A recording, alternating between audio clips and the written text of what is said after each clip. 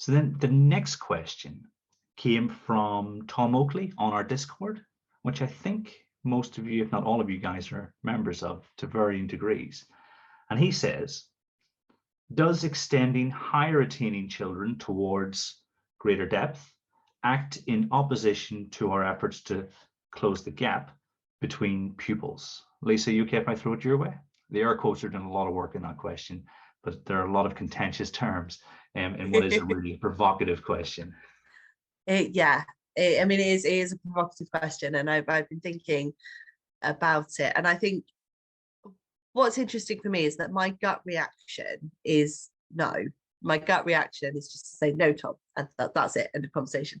Because for me, we close the gap by ensuring that all pupils have access to, if we're thinking about mastery, and if we're thinking about fluency, and I'll just define that in a second, I think for me, it's about all children having access to mastery style teaching. So that small steps progression, that ensuring everyone is together, the formative assessment, the working out what they don't know.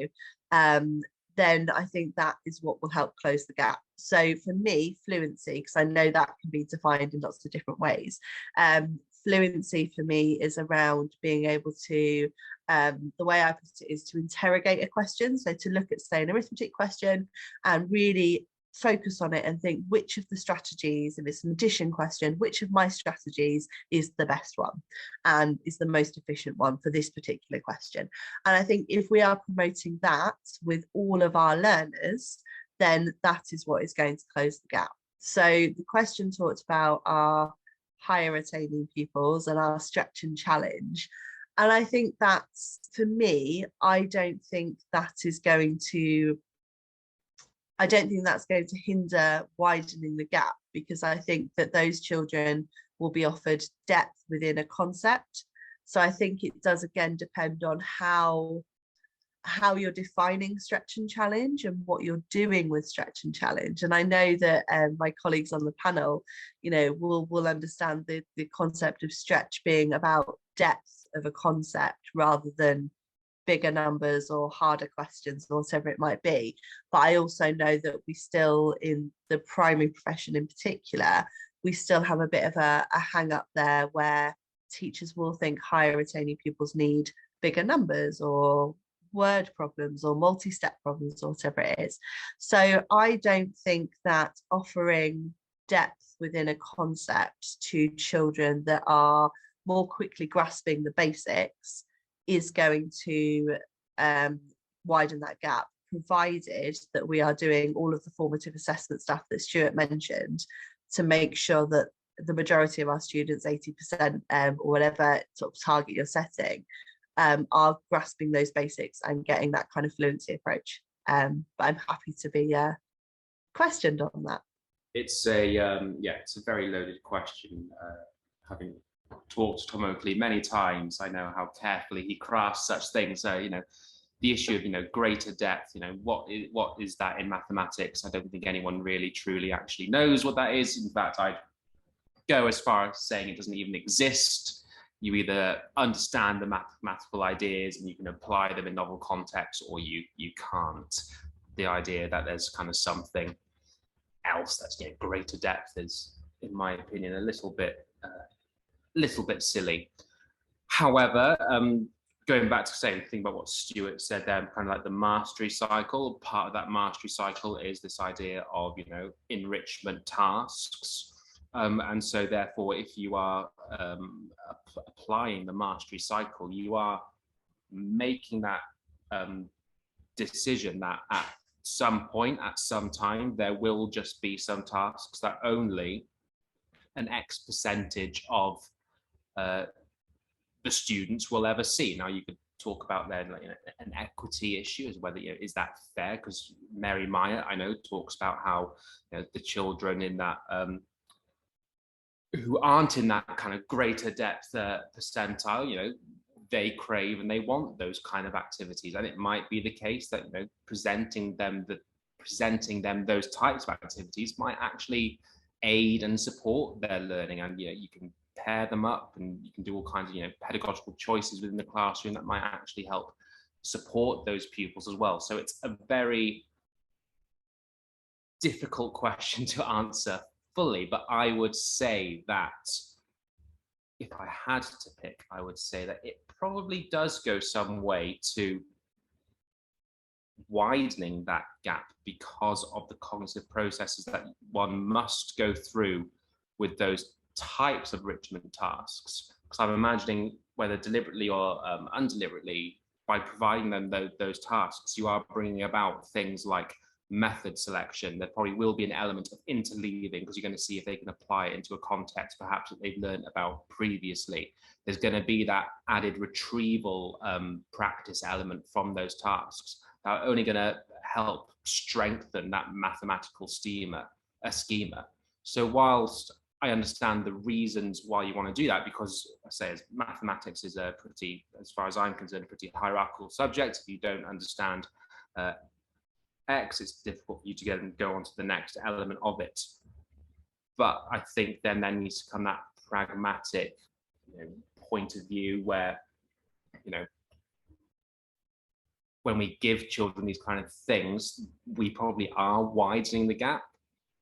However, we're doing it for the purpose that actually it's going to either lessen that gap in the future, or it's going to enable those children who aren't ready for that enrichment process to actually keep abreast with everyone else in that group in the kind of the short term. I'll sort of respond to that before Stuart. Sorry, Stuart. I just wanted to ask Neil. So, do you think then, if I'm understanding you correctly, and I might be totally wrong, do you think then potentially the mastery approach and those kind of options for those enrichment tasks might be widening the gap, but potentially we're shifting the attainment of all the children a little bit higher through that kind of approach? And so while we're widening the gap, the lower attaining children is a bit higher. Does that make sense? I just wondered what you thought there. Yeah, it makes perfect sense. There is a Bloom paper, and I can't recall the exact one, but on it he kind of plots a kind of a standard deviation on the bell curve and what a mastery deviation on the bell curve would be. And, you know, we don't cut out that middle, that kind of bottom 20%. All we do is we shift it a little bit more further on, which, you know, I am a big fan of mastery, of course, but, you know, there's also that element of, you know, being in the classroom and all those decisions that come with it. If we can shift that bell curve, and that's kind of a, you know, that normal distribution, then absolutely, that's what we should be doing. And I think, you know, some of these things that,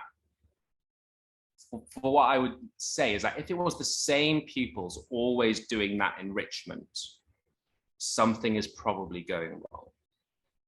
As long as you were ensuring that across, I don't want to put it in such blunt terms like a term or whatever, as long as across their mathematical journey, all pupils are kind of experiencing that enrichment, absolutely fine. You know, you are probably doing something right. You know, geometry and number are very different beasts. However, if as you're kind of progressing through this journey of mathematics, you are finding it's always the same 3, 4, 5 pupils who are accessing that enrichment, I think something's going wrong. So I'm nodding away here, Neil, with that, particularly with that final point. I think it's so important that we don't lose sight of the fact that all pupils should be getting those opportunities to behave mathematically, to experience you know, using their maths, as Lisa sort of mentioned earlier on. It's not all about what you know, but what can you do with what you know. And so we must be factoring that into our teaching, that sort of behaving mathematically type phase. But going back to Tom's question, which you know, I've got a lot of respect for Tom, and I'm delighted that he's given this question. I'd like to think, you know, how are we defining this gap? What is the gap? Is it a gap in attainment? Is it just raw old exam scores at the end of the day? Or are we talking about the gap between pupils' experience of school mathematics? Because some pupils have a really, really tough time going through school, and they don't enjoy maths, or switched off from an early age. They find it too challenging. They can't make head nor tail of it. And you've got over a decade of this sort of torment for these poor children. And if there's a gap that we should be closing, the gap that we should close is that one between the experience, because I don't think there's any reason why people should have to find maths so challenging. But there is a sort of source of that, and it tends to be because we quite often give pupils work that's beyond the level that they're actually at.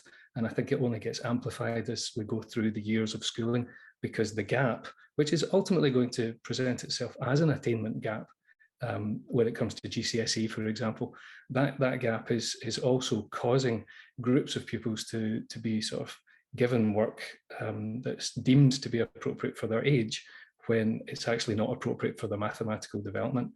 And so, the gap, however we define it, is something we want to tackle. And the way to tackle it is by teaching from mastery. We talked there, or we heard there, about the same 3 or 4 pupils perhaps accessing the enrichment material. It should be the other way around. There should be 3 or 4 pupils getting some corrective instruction for a small amount of time, while the rest of the class do some enrichment, before we then all move on with the new mathematical idea together. Or otherwise our mastery system isn't working. I think if we've only ever got a handful of pupils who are giving sort of extension and enrichment, then there's something not right. There's something broken in that system. And the key really here is to try and remember that greater depth or enrichment, or however we want to call it, it certainly doesn't mean giving bigger numbers. Lisa, absolutely, you're spot on with that. And it also doesn't mean sort of just doing harder versions of the same question. Maths is so rich. I mean, we're probably going to come on and talk about curriculum at some point during this conversation. There's a lot in there already in the school curriculum, but maths is much, much bigger than that. Outside of school maths, there's so many interesting things that pupils can be exposed to at various stages in the maths journey, which we can classify as enrichment, and it gives them the opportunity just to see maths in a different light, whether it's simple stuff like working with patterns or looking at combinations, making ordered lists, really being that little bit more mathematical. And so does it close the gap? Does it open the gap? Does it run a risk?